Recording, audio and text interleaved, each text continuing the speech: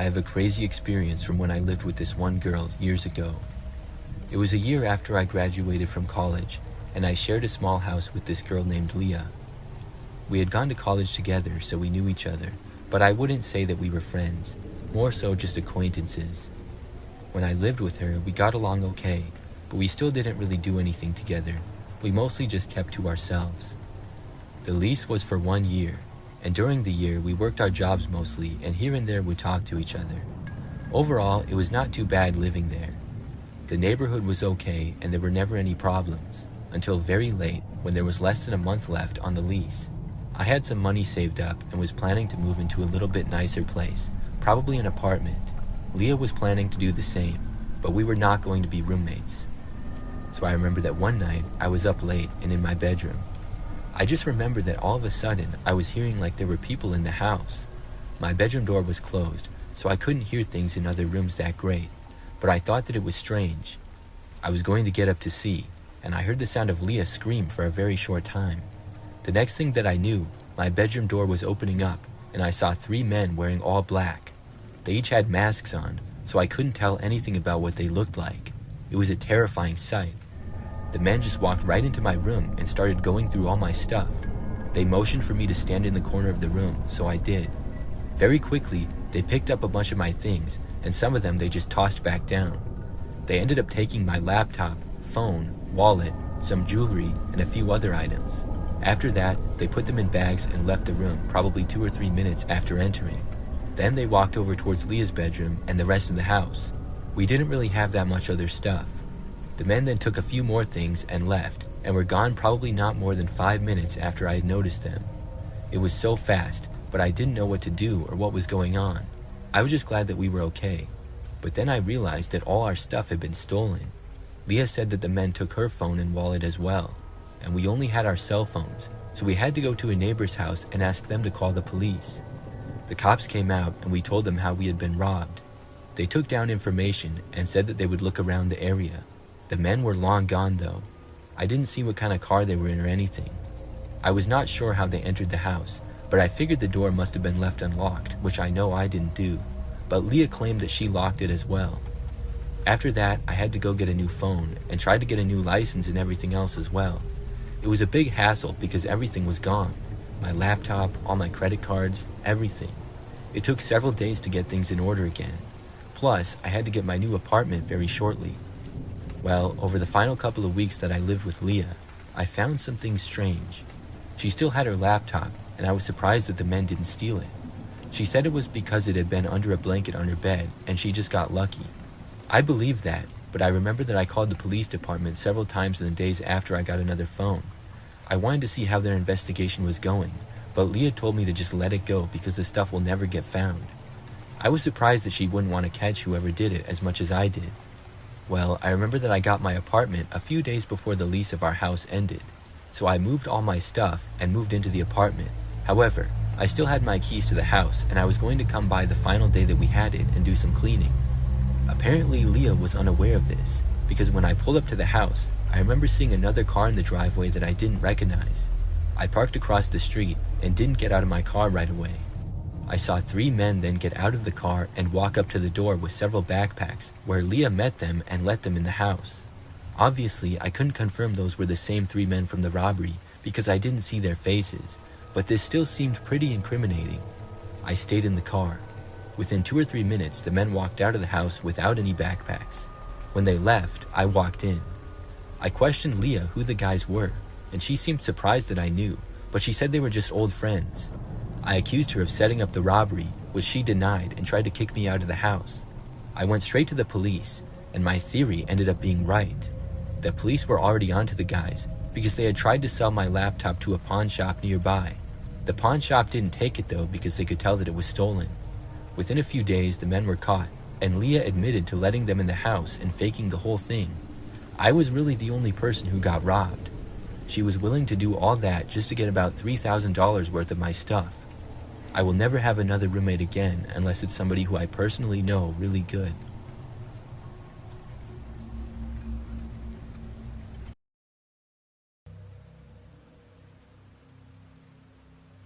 It was late fall, I always look forward to this time of year because of the nice weather. Halloween was also one of my favorite holidays, given all the horror movies to watch and fun decorations to put up. This was the day after Halloween, though.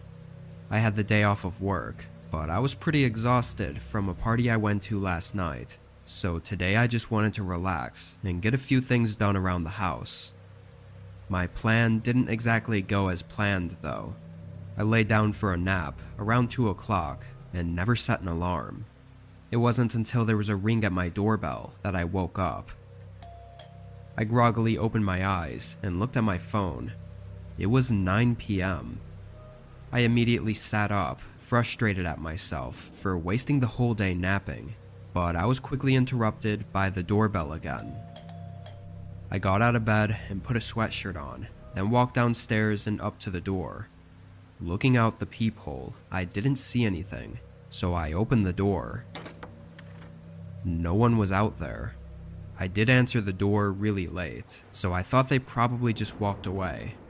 However, just as I was closing the door, I saw someone. They were standing just 20 yards away, near a tree in my front yard, and they had a mask on. Like one of those generic ones you could get at any Halloween shop. They were looking right at me, though. I thought it was just a kid playing a prank, so I just closed the door. I went to the bathroom and splashed some water on my face to wake myself up, then headed to the kitchen to do some dishes and clean up. I was in there for probably around 10 minutes when I heard someone's voice. It was very muffled and from somewhere outside. I turned around and looked at the back door, and just barely, I could see someone walking in my backyard. It looked like they were just passing through, until they started coming back around toward my house. They were walking just outside the reach of my back porch light, kind of like they were trying not to be seen. From what I could see, though, it looked like they were alone, so I wasn't sure why I'd heard someone talking. Once they got closer, I heard their footsteps walk along the side of my house. I tried to follow the sound, but suddenly lost them. It was quiet, no voices or footsteps. As I stood there and listened intently, I began turning my head in different directions, just trying to catch any sound I could. But when I looked back toward the back door, someone was staring right at me. My whole body froze. They were wearing that same Halloween mask, but it was someone else. This person was noticeably bigger and taller than the other one. "What the hell are you guys doing?" I yelled, hoping that if it was kids, then maybe they'd be intimidated easily. But it definitely didn't work. They moved away from the door and around the opposite side of the house. Just as I was going to follow them, I heard a crack behind me, followed by footsteps sprinting away. Right where I heard the sound from, there was a window, and when I lifted the blinds, I could clearly see the outer part of the wooden windowsill had been split off. They were clearly trying to break it open quietly, while I was distracted by the other person at the back door. Once they blew their cover, they ran. And after quickly figuring all of this out, I ran upstairs and called 911. I wasn't sure if they'd fully given up yet, but knowing they were trying to break in, with me inside, I wasn't taking any chances on what they may or may not do. They didn't seem to try anything else, though. Cops showed up and took down my report, but even to this day, there hasn't been anything else on what happened. With Halloween coming up pretty soon this year, I'm definitely a little nervous about a possible second attempt. I'll update if anything happens.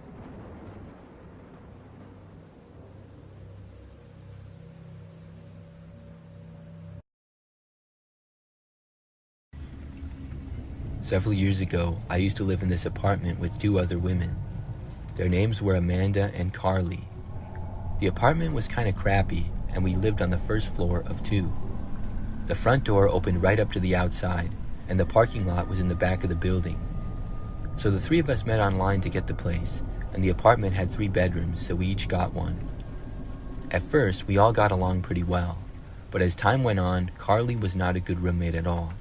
Amanda was a great roommate. She was friendly and considerate of other people. However, Carly did nothing around the house. She would use our dishes and food and never clean anything up. She would leave things out, and she also never did any other chores around the house. I remember that she would have her boyfriend over a lot as well, and they would have stuff on her TV super loud at all hours of the night. They would also smoke in and out of her room, and it stunk up the whole place. After a couple of months, I remember that I asked her to do her part around the house and be a better roommate. She responded by saying that she pays her share of the rent every month, so she doesn't have to do anything else. It started to become an argument, so I stopped talking to her. I really didn't know what to do. Amanda tried talking to her as well, and was met with pretty much the same result. Sometimes Carly and her boyfriend would be gone for days at a time, which was always nice for us. But overall, she was a terrible roommate and we didn't like her. One time, when Amanda was gone at work, I had another conversation with Carly. I don't remember what exactly started it, but we ended up arguing about the same old stuff. I know that I was getting on her because she put stuff into the garbage, causing it to overflow, but she didn't take it out, which she never did. Still, she said that she paid the rent so she didn't have to do anything else. Well, I went to take the garbage out to the dumpster myself. When I did, I went around back to the dumpster and then went back to go inside. When I got to the apartment, the door was locked. I didn't have my keys with me because I was just going to be gone for a minute. I knocked on the door, but Carly didn't answer.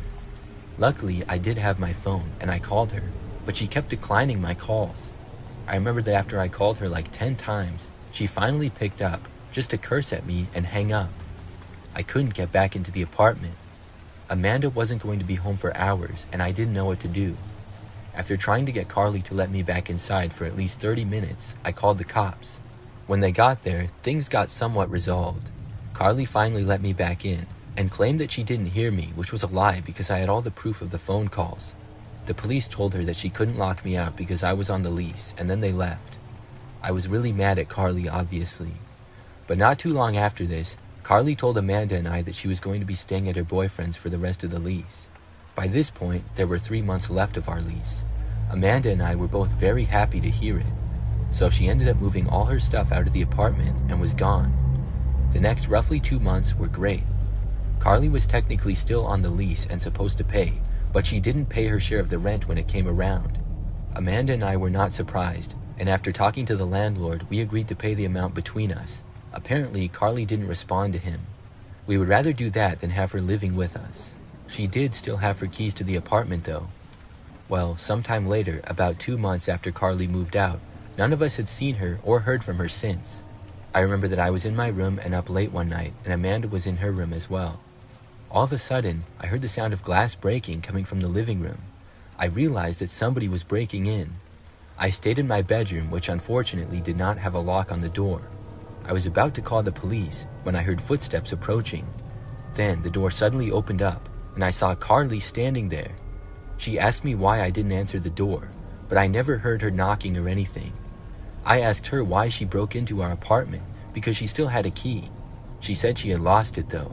I was really mad that she literally broke our window to get in. She said that she had an argument with her boyfriend and they broke up, so now she was going to move back into the apartment. I told her that she hadn't even paid the rent. She said, "What were they gonna do, evict me? I didn't even live here." I didn't know how to respond. I was just glad that our lease was very close to being over at that point. Carly did end up getting evicted though before the lease ended, for breaking the window as well as not paying her share of the rent. After that, I haven't seen her or talked to her since, and I'm glad.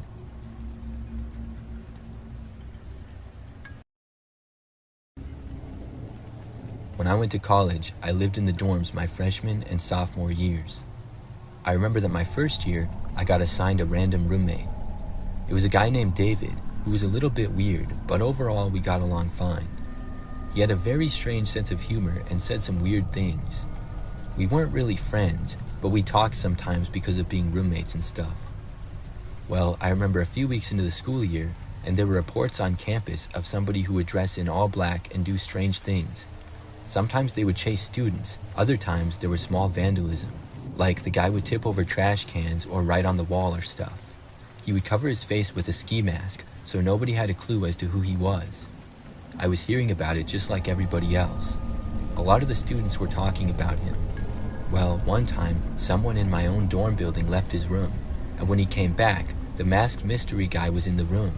The mystery guy apparently messed up the room, tossing around all his items and then taking his laptop and running away. I heard about it and I was nervous that I would encounter this mystery guy. To that point, I had never seen him in person. Well, I did the following day. One of my classes ended super early, so I went back to the dorm room. When I got back, nobody was there. However, I remember that not long after I arrived back, suddenly the door unlocked. It then quickly swung open, and I saw the notorious masked man. He took off the mask, revealing that it was my roommate David. Then he saw me and had a surprised look on his face. He asked me why I wasn't in class. I asked him what on earth he was doing.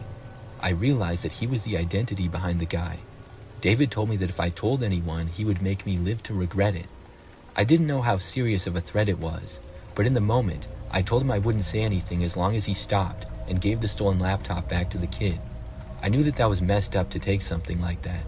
He said that he would, so we moved on at that point and I soon went to another class. For a few days, I didn't really see David much at all, but I at least didn't hear anything about the masked man on campus. I talked to the kid who had his laptop stolen though, and asked him if he ever got it back or anything, and he said no. At that point, I requested to get a new room. I really didn't want to live with David anymore, and I felt like he was unpredictable. Luckily, my wish was granted. I got assigned a new room the following week, and then I moved out. But David was not happy that I moved out for some reason. I remember that he threatened me again not to tell on him when I left. I told him to give the kid's laptop back or I would tell. Well, a few days later, I heard about another incident regarding the masked man, aka David. At that point, I couldn't hold my tongue any longer. I knew the kid still didn't have his laptop, so I went to the school offices and I told on David. I was not afraid of him doing anything to me because I no longer shared a room with him. Well, the next night, pretty late, I was in my dorm room and somebody tried opening my door. I got up and went to look and saw David standing there on the other side. He then started knocking. I yelled at him to go away, but he didn't. Instead, he kept pounding on my door and trying to open it. Then he started to kick it really hard. I really thought that the door might break from the force. I was getting nervous because I didn't know what David was capable of, and I didn't really have much to defend myself other than my fists. Luckily, David did not get in. The resident assistant heard the loud noise and came to question him. He then took off running. I found out the next day that David had been kicked out of the college. Luckily, the kid got his laptop back. For the rest of the semester, I was afraid that David would come back and try to do something to me. I knew that he hated me for getting him kicked out of the school, but really, he did that to himself. I'm just glad that I haven't seen him since.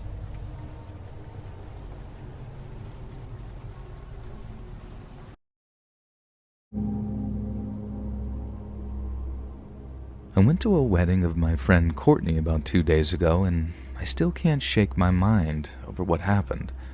For context, I grew up in a very religious household and went to a church every Sunday, and Courtney is probably the only person from my old church that I still keep in contact with. The situation started at the reception. Courtney was super excited to see me and was definitely the only person who felt that way, judging from all the stares from the people at my old church. I sat down at my table and started playing something on my phone when some guy sat next to me. He said that the seating chart said that he was supposed to sit at my table and introduced himself as the groom's friend, Anthony.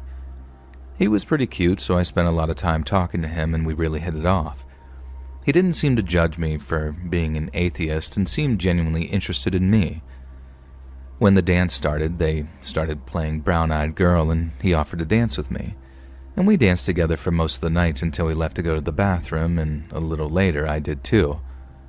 When I came out, I saw that my purse wasn't on the table, which was weird because I swore that I left it on there. I was tired and thought that I had just left it in my car, so I went to the parking lot and into my car to look for it and found it was on the center console. I still thought it was weird because I really thought that I had brought it inside, but at that point it was really late in the night, so I didn't think much of it. I danced some more and noticed that Anthony was gone. I asked the groom, who said that he had gone home because he wasn't feeling too good. And pretty soon, I felt pretty sick too, so I said bye to Courtney and went to my car. As I put my keys into the ignition, I looked behind me and saw something weird. It looked like someone had ducked down from the trunk. I took my keys out and looked back there, and that's when I saw him. Anthony was crouched down in the trunk of my car. I started screaming and ran out with him chasing after me. I went inside and told Courtney, who immediately told her husband, who walked me back to my car where Anthony was nowhere to be seen. Courtney's husband said that he didn't see his car anywhere, so he probably left. And I left, and I still felt sick to my stomach thinking about it. He could have easily gone home with me and killed me if I hadn't looked back. Courtney said that she feels terrible that she invited him and that she had no idea that he would do something like that. And I haven't stepped out of my house since because I'm worried that if I do, that he'll be waiting for me like he was before. No update. The last couple of days have been kinda crazy, so I haven't had the chance to look, but thank you all for your advice that I wish I'd have known about earlier. Unfortunately, my address was on my ID, and as I learn now, Anthony took photos of it. Anthony and the groom aren't exactly friends, but they know each other well enough for him to be invited. After the whole fiasco, the groom tried to text Anthony about it but got no response. Anthony showed up at my job and lurked around the parking lot before he ran off when he saw security. And he left me a note on my windshield that was just saying something like, "Watching." Security at my job had been notified about him, so hopefully I'm safe there, and I was told by other people that went to the wedding that he was introducing himself as my boyfriend and that he was planning on proposing. I'm currently trying to file a restraining order against this guy, but I just feel horrified. He lives in my city and knows where I live, so I'm staying in my aunt's house as I speak. And if anything happens, I'll update again.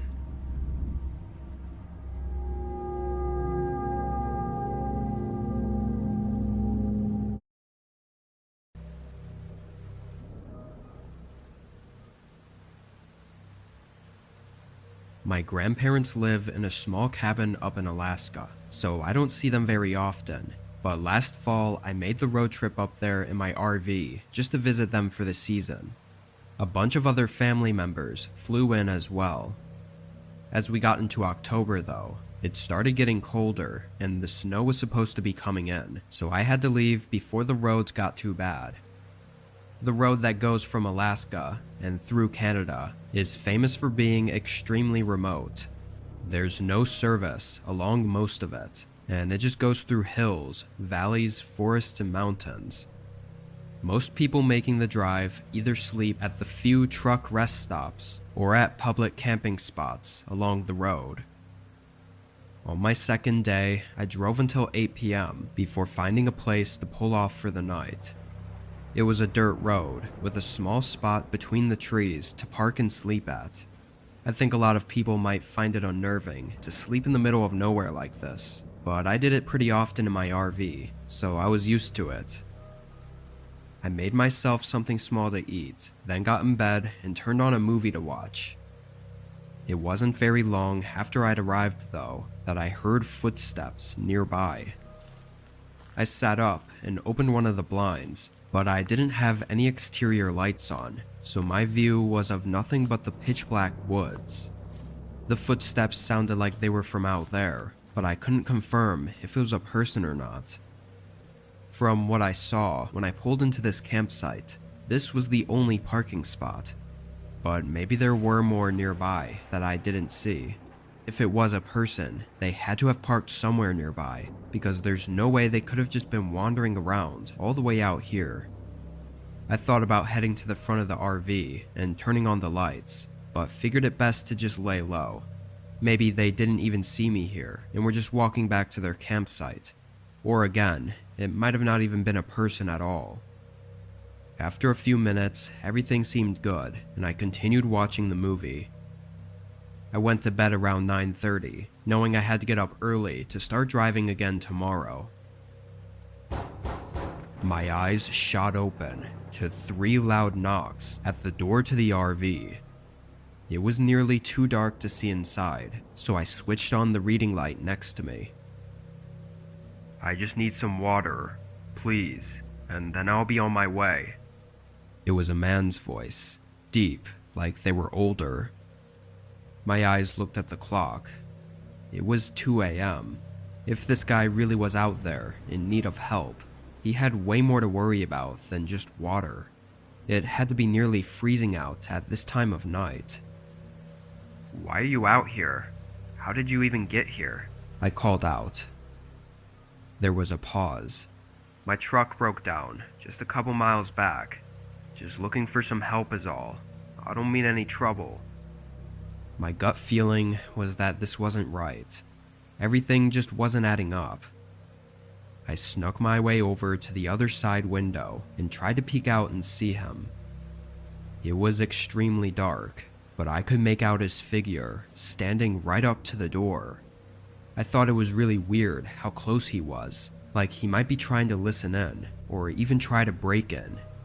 But then I caught sight of something else.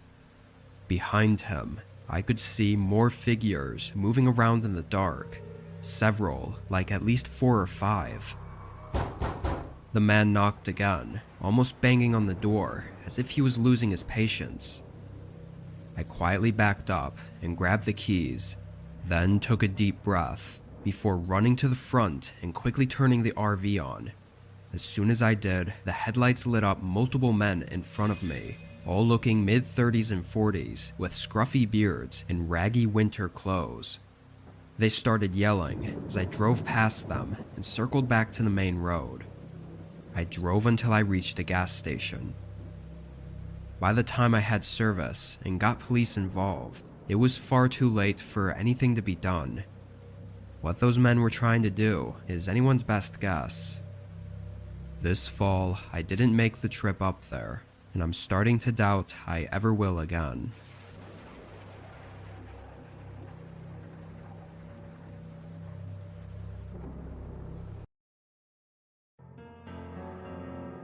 I used to live in a city in the UK called Glasgow.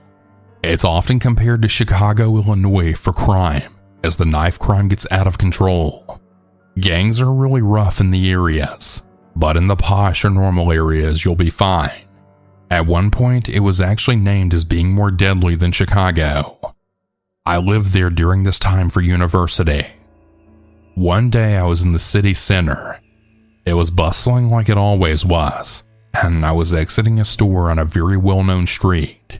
I was with my friend who I'll call Kaz. I don't know why, but I turned to the side and happened to notice 2 guys. They looked like they were late teens. I saw a flash of silver, and I froze as it hit me. Boy 1 was holding Boy 2 tightly against him. The glint of a machete kitchen knife was clear as day as he marched him up a hill in the street.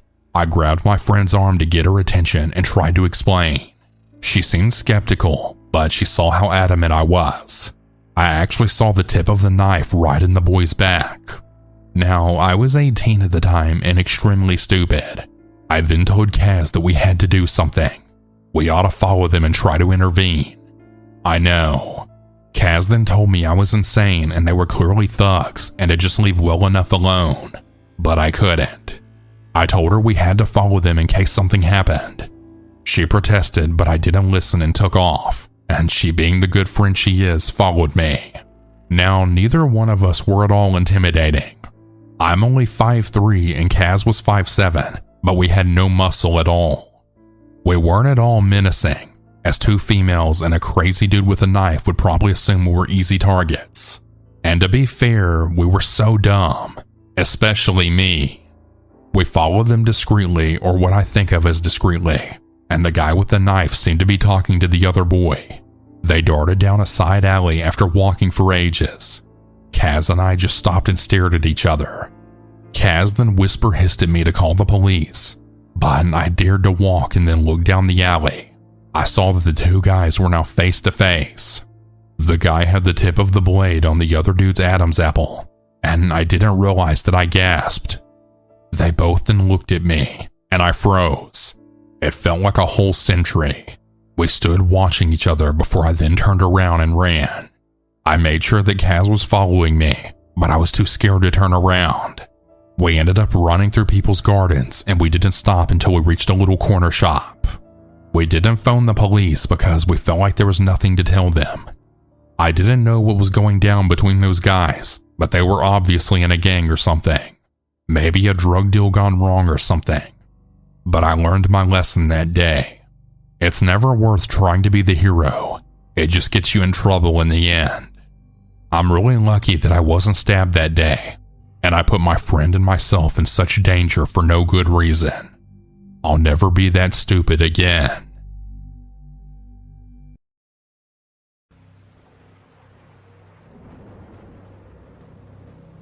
I was camping with a friend of mine in rural Washington.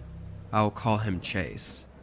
We were way out at a camping spot that we found on an app. It was the middle of fall, so it was pretty cold, but there's just no other time of the year that the forests look this good. The spot was empty too. It was just Chase and I, which made for a relaxing time for us to catch up with each other. The first night we spent there went well. It got a little chilly while sleeping, but it was manageable. In the morning, we hiked up to a small nearby peak that had an overlook. The hike took us around 3 hours, so we got back to our campsites at about noon. When we did, there was someone else there. He was standing near Chase's tent and kind of just looking at it. Chase called out and said hello as we walked up. The guy turned and looked at us, clearly a bit startled for some reason, and instead of saying something, he just hurried away. If it wasn't already strange, it definitely was now. We both immediately went to our tents and checked if all our gear was still there and if anything had been messed with, but neither of us found anything. Maybe we got there before he was able to take anything, but still, it was really odd. We couldn't see any other reason for him to be here if he wasn't camping. We weren't really nervous though. Both of us assumed that there was no chance the guy would come back. I mean, he looked terrified when he saw us. However, we still played it safe and didn't want to leave our tents again, so we stayed in the area for the rest of the day. We had a few beers and just talked. When the sun went down, we built up a campfire and made some s'mores. We enjoyed our time around the fire for a couple of hours. In the middle of one of our talks though, Chase had to take a leak, so he got up and went a little ways into the woods. I sat back, but only a few seconds later, he came walking quickly into the campsite. "You have trouble out there," I joked. There was someone there. I could immediately see on his face that he was clearly unnerved. Quickly dropping my joking attitude, I stood up and asked exactly what he saw, but Chase said he couldn't really see anything other than the outline of the man. He said he wasn't very far though, and was definitely looking at him. This really freaked us out. They could have been watching us this whole time, and probably still were right now. Both of us went into our backpacks and got flashlights, but now he was gone. We went back to the campfire, but stayed on watch, checking the woods around us with our flashlights. Chase seemed to be sure that it was the same person we saw at our camp earlier, so why the hell did he come back? Both of us were pretty on edge. We discussed if maybe we should leave. Even though it was dark out, maybe it was safer just to get out of there.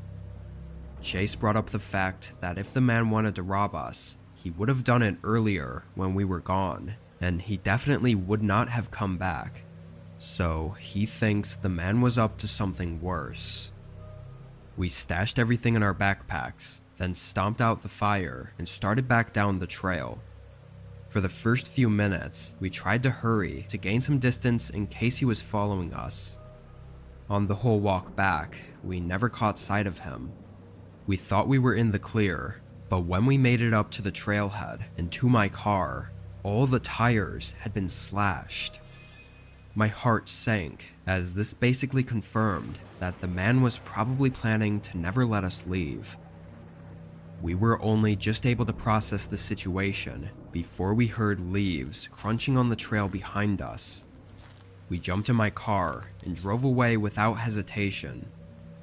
I was able to get us out of the woods and onto the main road, destroying my wheels in the process.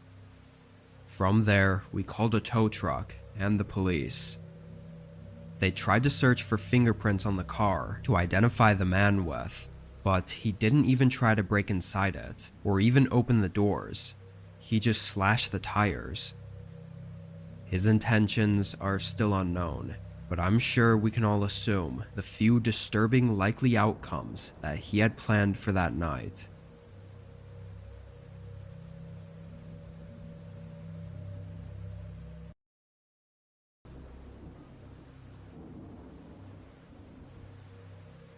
It was mid-November.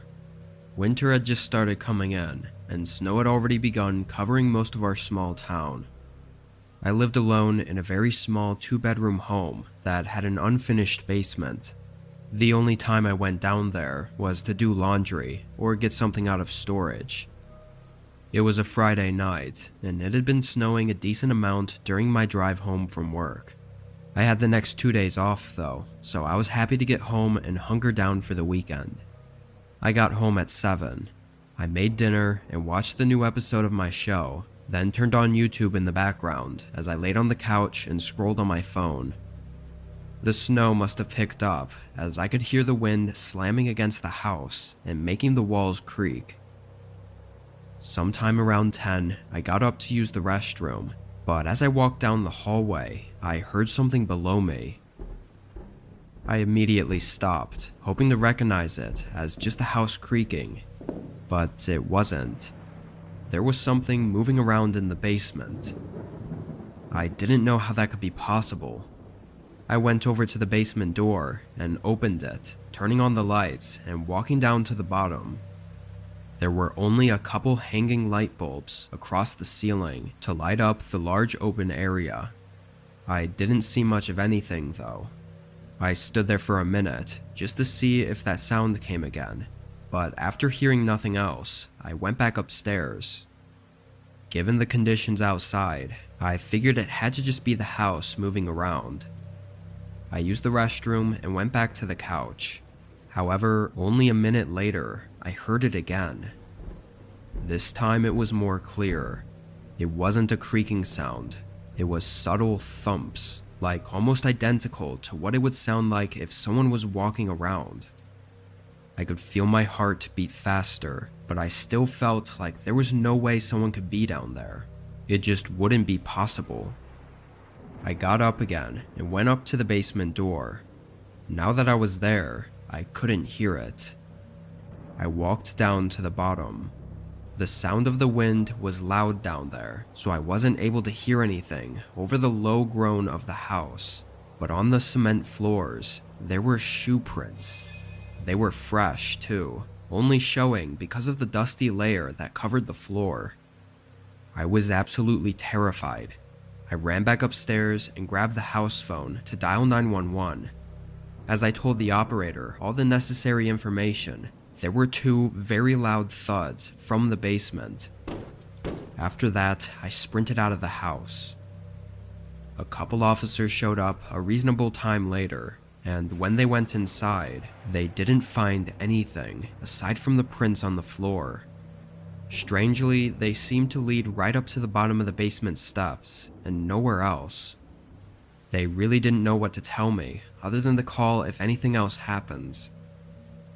I booked a hotel for the next 2 nights, as I was too uneasy to sleep in my own home. With no signs of a break-in anywhere, it's really hard to say who was in my basement, or even how they got in or out. Part of me thinks it might have not even been a person at all, though I'm still really skeptical. I just hope that whoever or whatever it was doesn't come back.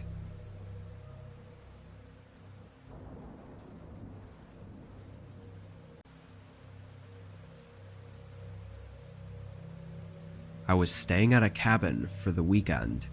It was in a campground an hour from where I lived. Being that I lived in the heart of the city, I always liked to go stay out in the forest for a few days during fall so I could enjoy the nice weather and colorful trees. This wasn't a fancy campground. It was only $10 a night, and the cabins were only 200 square feet. Basically one small room with a bed in the middle. The first day I was there, I spent most of my time outside. There were a few small trails I went on. The second day, I sat outside in a lawn chair that was set up behind the cabin. The leaves blowing in the wind was such a nice sound to listen to that I could have sat out there forever. I don't know how long I actually sat out there for, maybe 3 or 4 hours. At some point though, I spotted a person out in the woods. They were far out, like 150 yards from me, and were just standing between the trees, not moving at all. From what I could tell, it looked like he was looking right at me. I wasn't sure though, so I just stayed there and waited for a few minutes. After that, I started getting creeped out, being unable to tell if he was looking at me or not.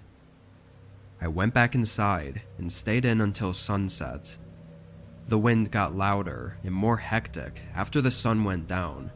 Inside the cabin, it was really loud, especially with the windows not being properly sealed. The wind was making that high-pitched swooshing sound all night. Normally I wouldn't mind, but I think it made me nervous because I knew I wouldn't be able to hear the leaves crunch if someone was approaching my cabin. Seeing that guy earlier just put me in an uneasy mood. I lit up the fireplace though and sat on the sofa chair, trying to wind myself down for the night. An hour or so passed before there was a sudden knock at the front door. I jumped up from my chair, being fully startled by it. After a few seconds, they knocked again. I could feel my heart racing. It had to be almost 9 p.m. by now, so someone knocking at my cabin in the woods was extremely unsettling. I didn't know if I should say something or stay quiet. I ended up staying quiet, just out of hesitation, but they continued to knock until the knocks became hits. Over and over, it started sounding like they might actually break down the door. Then it stopped. There was a whole long minute of silence as I stood and waited for whatever the hell was going to happen next. Wondering if they left, I moved up to the door as quietly as I could and looked out the peephole. There was nobody outside. I felt a slight bit of relief. I looked for another 30 seconds just to be sure. Then I backed up and turned to get my phone, only to see a pair of eyes piercing into mine through one of the old windows. As soon as we made eye contact, his head moved out of sight. Then it was quiet again. The wind blowing around made it 100 times more eerie. I got my phone and called the police. I didn't want to risk running out to my car that was parked across the yard, so I stayed inside and waited for the police to show up. Whoever was outside my cabin must have left, as police made it and found no one.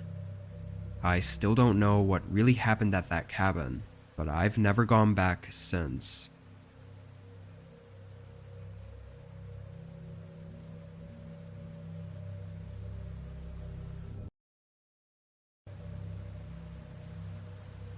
Last fall, I turned 16 and started my first job at a really small pizza place in my town. It was a family-owned shop with only 5 or 6 people working there. I only got the job because my best friend also worked there. I was the delivery driver though, and I only worked during the later hours since I had school during the day. It was around my 3rd week on the job that this happened. The night was pretty regular. It was slow, both for deliveries and dining. It was slightly cold out too, which kept most people at home. Around 11 though, a call came in. My friend picked up the phone and put the order in. It was for a small pizza and a soda, so they quickly made it and I hit the road to deliver it. The address wasn't too far, just 8 minutes away, but when I pulled onto the street, I immediately hit a pothole and realized that the whole street was cracked and full of potholes. It looked torn apart and completely uncared for. Our town wasn't exactly the nicest, but this was still far worse than most other places. I carefully drove down, avoiding any potholes I could see, until I made it to the address. It was a 2-story wooden house. The house itself looked just as old and uncared for as the street. but strangely, the yard was full of fresh flowers and plants that clearly had been tended to. I parked at the bottom of the driveway and grabbed the pizza and soda, then walked up to the front door. The wooden steps to the porch felt like they were going to give out, and I got a weird sense of something unsettling. I glanced back at my car, seeing the dense woods behind it, and realizing how isolated this place felt. I knocked on the door. Right after knocking, I could hear movement inside the house, and floorboards started creaking.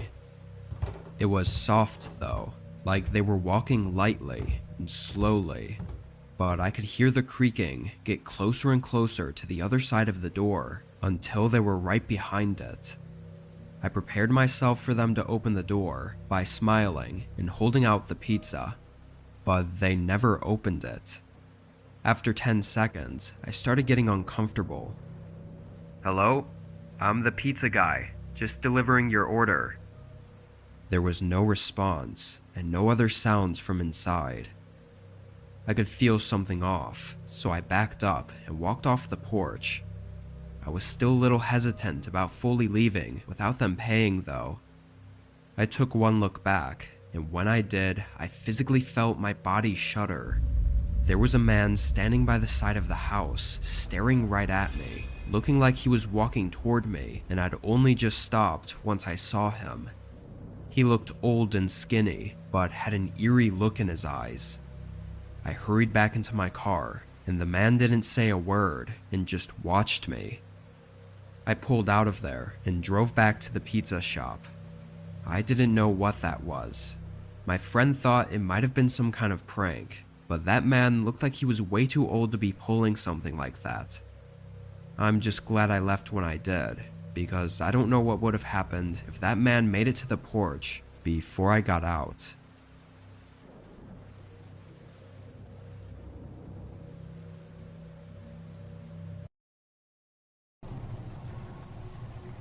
When I was a freshman in college, I lived in the dorms and I got a random roommate.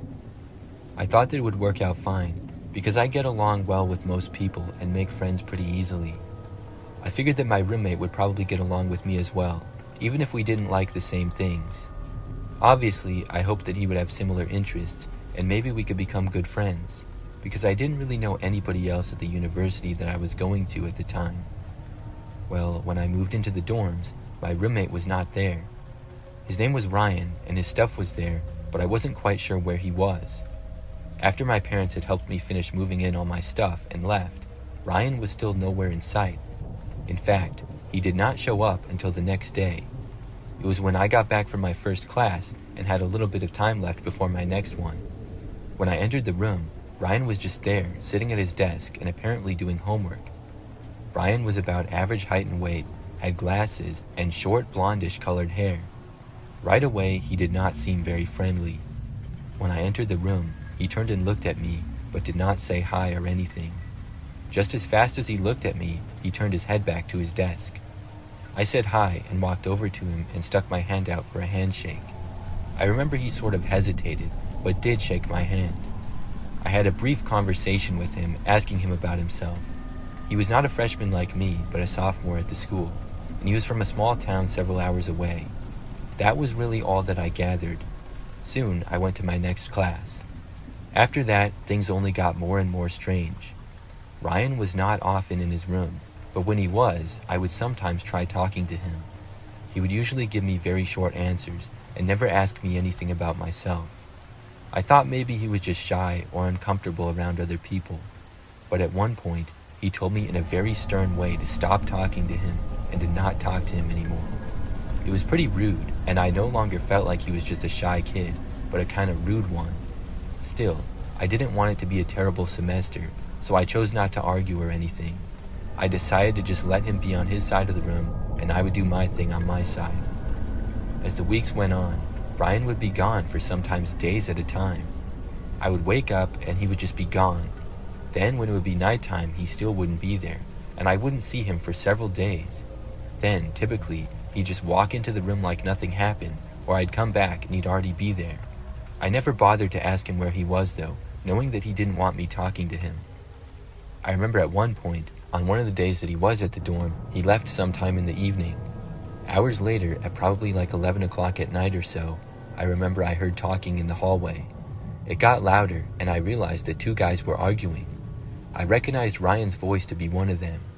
He loudly told the guy to shut up, and a few seconds later, he walked into the room. I found out the next day that it was another guy who lived on our floor who he yelled at. Apparently, all the guy said to him was, "Hey, how's it going?" when they passed each other in the hallway. Ryan snapped at him immediately, telling him not to talk to him, which made the other guy angry. They argued briefly before Ryan walked away. I found this out because the other guy came up to me and told me that my roommate was really strange. That's when we had the conversation, and I was kind of creeped out by Ryan's erratic behavior. As the next few weeks went on, I was hoping to be able to get a new roommate when the next semester rolled around. In the meantime, I just ignored Ryan and he did the same to me. It really wasn't that bad because he was typically gone, so it was mostly like I had my own dorm to myself. You just never knew when Ryan would be back or how long he would be there. So one day, I remember that I got up and went to class. Ryan had been gone for the whole night and was still gone when I got up and left. I was away for several hours attending my classes. When I returned to the dorm room, I went inside to see everything on my side of the room just gone. It was the craziest thing that I'd ever seen. The bed, desk, and chair that came with the room were still there, but literally everything that I had was gone. My books, my blankets and pillows, clothes, snacks, and everything was nowhere in sight. Ryan's side of the room looked exactly the same, and Ryan was not there. I went inside the room and looked around, trying to figure out what happened. I was sure that I locked the door when I left, and I immediately suspected Ryan. I started to look on his side of the room. He really didn't have that much stuff to begin with. He really just had some clothes, a few blankets, and some notebooks. There was no place that he could have put all my things. After realizing that my stuff was definitely not in the room, I walked out into the hallway. I went to the resident assistant and told him what happened. We did a small investigation looking around the building, and soon we got in touch with campus security. Unfortunately, the dorm building was really old and did not have any security cameras inside of it. Luckily, I had made a few friends by that point in the school year. One had a dorm room all to himself, so I stayed in his spare bed for the next couple of nights. An investigation was done, and Ryan was nowhere to be seen. Several days later, though, my things were found. They were located a little ways into a woods just off campus. He had tossed all my stuff there. Ryan, meanwhile, did not show up for the entire rest of the semester. I was given a new dorm room all to myself by the school, and they also gave me a gift card to buy some new stuff, so that was nice. But as far as I'm aware, Ryan never showed up to campus again. I have no idea where he went. He was a very strange guy, but I'm glad that I didn't have to live with him any longer.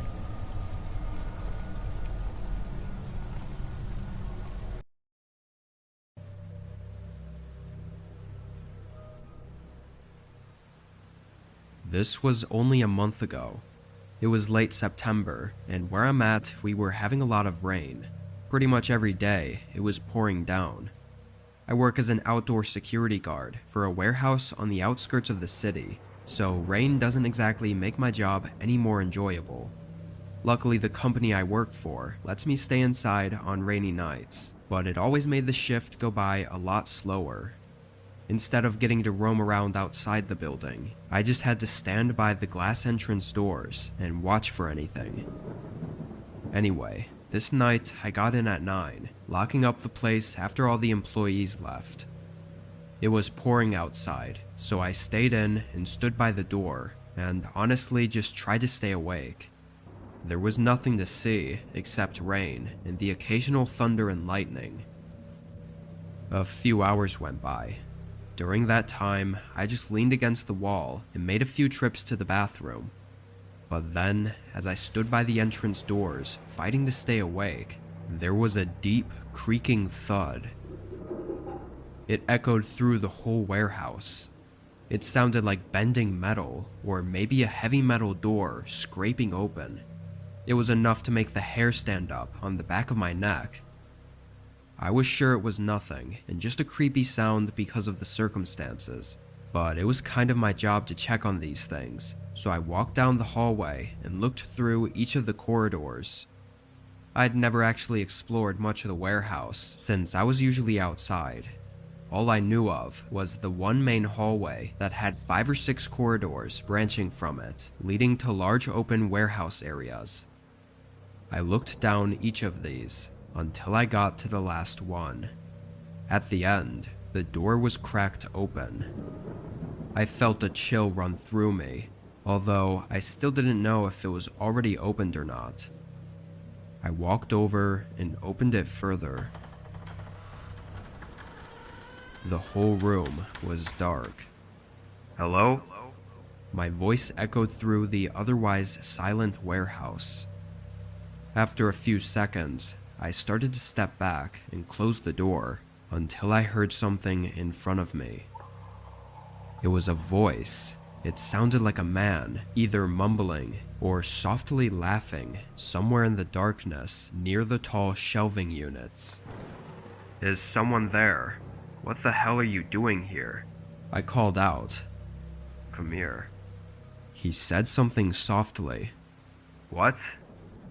"Come here," he said a little louder. Still, I couldn't see anything at all. After a couple more seconds, I said "F this" and closed the door. I used my radio to contact the police and left the building through the front. 5 minutes later, they showed up and walked through the building. They came out alone. Security tapes were reviewed, showing what looked like a 50-year-old man with a dark jacket slipping in through a gap in one of the back garages. From there, he made his way into the warehouse room, where I heard him in. And disturbingly, on the footage, it looked like he was holding some kind of knife.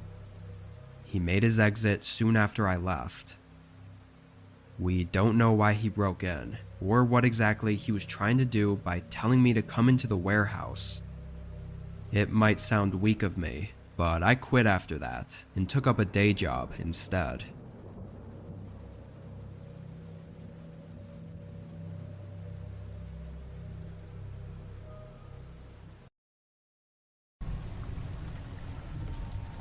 For a while when I was younger, I had a roommate.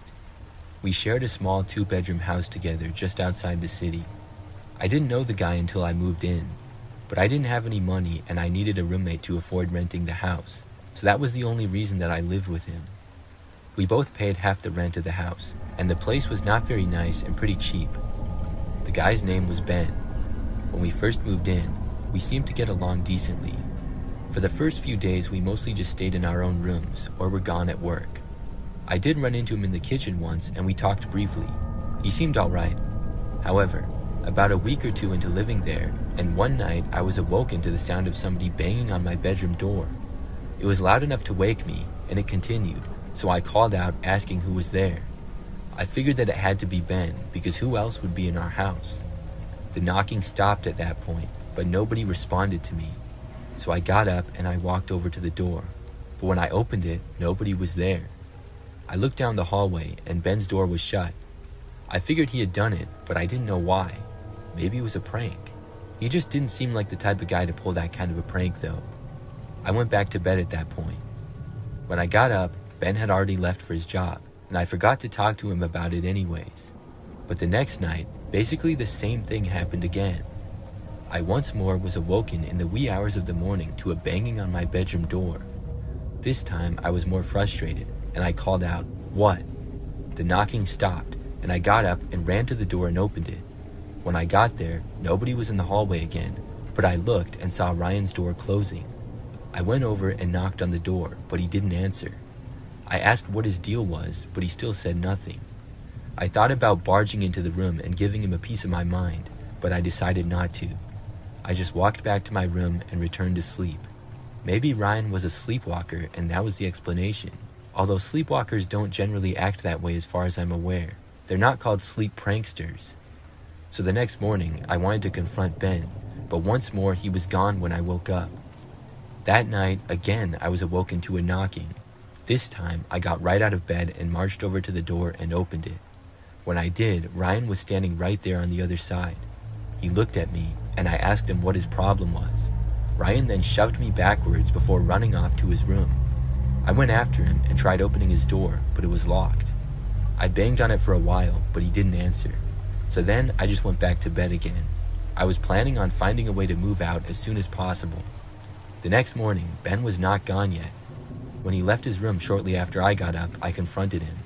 I asked him what on earth he was doing. Ryan said flat out that he didn't like me and he didn't want to live with me. I told him that I was going to move out as soon as humanly possible. Within a few days, I had found an apartment and moved there, which was good because I didn't like living in that house anyways. The apartment was more comfortable. In the meantime, Ryan did not bang on my door at all for the last few nights that I lived there. Looking back, Ryan was definitely a strange guy. I'm not sure if he was trying to scare me out of living there or what. He could have just told me that he wanted me to move out and we could have handled it like men. There was no reason for the crazy nonsense that he did. I'm glad that I found an apartment so quick.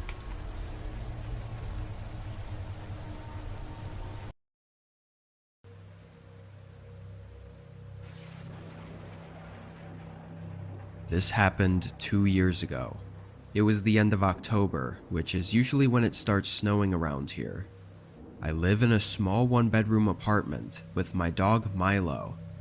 It isn't the best place, but it isn't the worst either. Most of my neighbors are quiet and keep to themselves, and being that the building was only 2 stories with 8 rooms, it wasn't all that crowded. Anyway, this night I'd gotten out of work at 6:30. I went home and took Milo out real quick, then made some dinner and sat at my desk to play some video games with my buddies. I stayed up a little later than I planned, but around 12 I finally got off. The sun had obviously set, and I hadn't gotten up at all during that time to turn on the lights in my apartment, so the whole place was dark aside from my computer screen. Feeling ready for bed though, I put the leash on Milo and went down to the back courtyard to let him do his business. It was really cold out and snow covered the ground. This courtyard was right behind the apartment building and just had a few lamps lighting up small areas of it. It was really quiet outside, but as I waited for Milo to sniff around, I looked up at the window to my apartment room. My blinds were only partially open, but I could see the screen to my computer shining through the window. Then something moved. Suddenly I could now see more light coming through the blinds, as if there was something blocking it a few seconds ago. I whispered, "What the f***?" under my breath, completely caught off guard. I had to double check that I was looking at the right window to my apartment, but I knew I was. I could literally see my computer. My mind started racing. Was someone standing behind the window and moved away once they saw me looking? It's really the only thing I could think of that would have moved like that. I tugged on Milo's leash and hurried back into the building and up to the 2nd floor. I looked down the hallway and slowly moved toward my room while listening for any sounds. It's worth mentioning that I never lock the door when taking Milo out, because I'd always only be gone for less than a minute. It still seemed really unlikely that anyone would have just walked into my room though. I opened the door. At first, everything seemed okay. The little doggy gate that I had by the door was still in the same position as it was when I left. I took a few steps inside. It was still dark, but the main room looked empty. I then turned and looked down the hallway leading to my bedroom. It was so dark that I couldn't even see the bedroom door at the end of the hallway. Honestly though, I was starting to second guess myself at this point.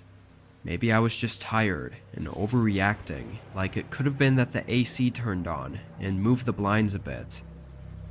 I was about to walk down the hall to my room and just double check it was clear, when I realized Milo was staying beside the entrance door. I looked back at him, and he was staring down the hallway and began to growl. It was a low, quiet growl that I've never heard him do before. I said his name, but he didn't even look at me. His attention was fixed on the hallway. I followed his eyes back down the hall, and only then did I start to see something at the end. In the pitch black, there was the slightest outline of someone standing there. The only thing I could clearly make out were their open eyes staring right into mine. My body jerked back, and I instantly fled out the door. I ran to the front of the building and stood outside with Milo as I called the cops and waited for them. My heart didn't slow down until the police arrived. They went in and came out holding a guy in cuffs. The creep didn't even run away. Apparently he had moved into hiding into my bedroom when they found him though. He was middle-aged and looked sickly. He refused to speak on why he was there. I think what still gets me about the situation though is thinking about when he entered my apartment. I took Milo out once when I got home and once before bed, and those were the only 2 times that I had the door left unlocked. I only saw him in the window before bed, but there's no saying if that was the time that he initially snuck in. He could have been inside my apartment for upwards of 6 hours, hiding in my bedroom. Whatever the case, I was lucky to have Milo watching out for me that night, because it could have ended a lot worse if I didn't.